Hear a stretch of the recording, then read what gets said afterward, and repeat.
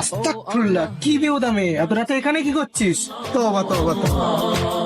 ওই দেখ ভাই, এত রাতে একটা মেয়ে একা দাঁড়িয়ে রয়েছে। কি আর বলবো, এসব ধান্দাবাজ মেয়েদের রমজান যেতে না যেতে এদের জ্বালায় কোনো শান্তি নেই। এত রাতেও রোডের উপরে ধান্দা করছে। এরা চাই কেউ একজন পয়সাওয়ালা আসুক আর গাড়িতে করে উঠিয়ে নিয়ে যাক। তওবা তওবা তওবা, চলো। আসসালামু আলাইকুম বোন। ওয়ালাইকুম আসসালাম, জি বলেন।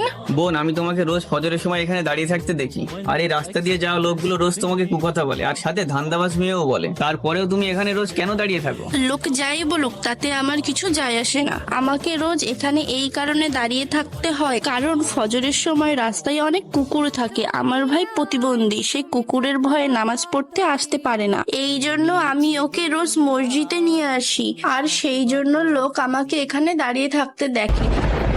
লোক আমার নামে যাই বলুক না কেন, হাকিকত তো আমার আল্লাহই জানে। মাশাআল্লাহ বোন, আমাদের সবাইকে মানুষের চোখে ভালো না হয়ে আল্লাহর চোখে ভালো হতে